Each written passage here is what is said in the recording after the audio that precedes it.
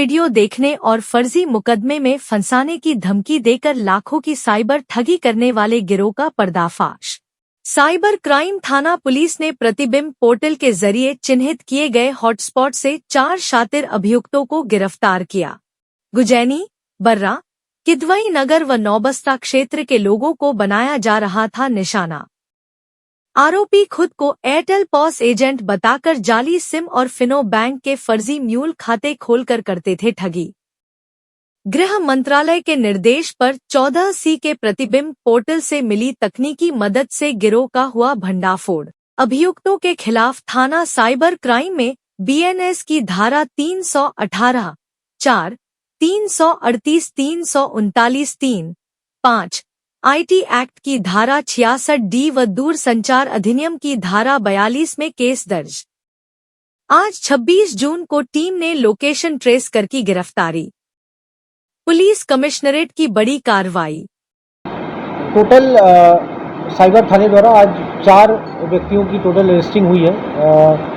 ये हम लोगों को लगातार शिकायतें प्राप्त हो रही थी। I4C नाम का एक गृह मंत्रालय का पोर्टल है, जिसमें जो प्रतिबिंब पोर्टल एक चलाता है, जिसमें जो हॉटस्पॉट्स हैं उनके बारे में सूचना मिलती है। जैसे कोई कॉलर यदि किसी व्यक्ति के साथ फ्रॉड होता है, साइबर फ्रॉड होता है, और वो NCRP पोर्टल पर प्रतिबिंब पोर्टल पर अपनी कंप्लेंट यदि दर्ज कराता है, तो उसमें जो फ्रॉड कॉल जहाँ से आई थी वहाँ का लोकेशन जो है वो उसमें रजिस्टर हो जाता है।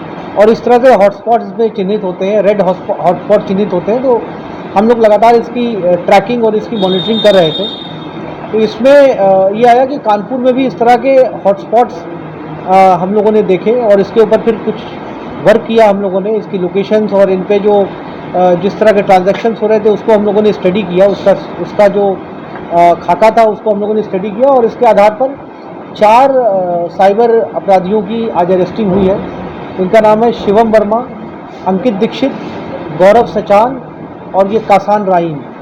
ये चारों जो अपराधी हैं ये मूलतः कानपुर के ही रहने वाले हैं। ये सब अलग अलग क्षेत्र में रहते हैं। इनका जो अपराध करने का जो तरीका है, मॉडस ऑपरेंडी है, वो ये है कि ये कॉल करते हैं और कॉल करके जो सामने वाला क्लाइंट है उसको डराते धमकाते हैं, और उसको ये बताते हैं कि आप अपने मोबाइल में, स्मार्टफोन में या लैपटॉप पे आप पॉर्न देखते हुए पकड़े गए हैं, पॉर्न वीडियोस देखते हुए पकड़े गए हैं, और ये जो है वो इलीगल एक्ट है और आपको गिरफ्तार किया जा सकता है।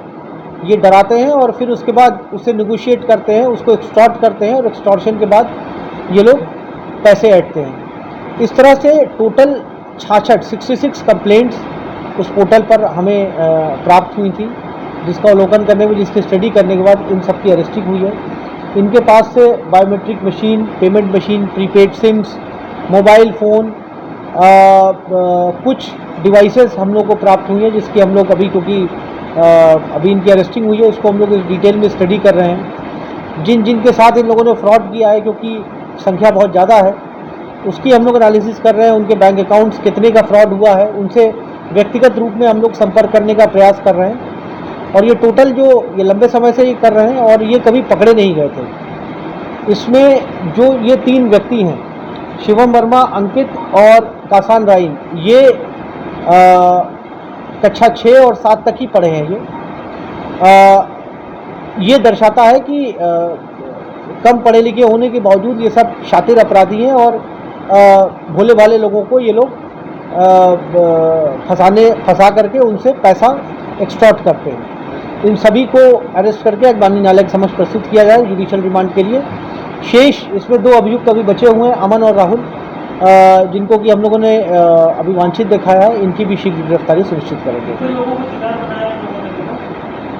देखिए, जैसा मैंने बताया कि जो NCRP पोर्टल है, जो प्रतिबिंब पोर्टल है भारत सरकार का, इस पर जो कंप्लेंट्स दर्ज होती हैं उसके आधार पर 66 लोग ऐसे हैं जिन्होंने इनके विरुद्ध कंप्लेंट किया है, जिसके आधार पर हम लोगों ने अपनी इंक्वायरी इनिशिएट किया। क्योंकि इसमें कोई वादी सामने नहीं आया था। इसमें प्रमुख बात ये थी कि इसमें कोई वादी सामने नहीं आया था।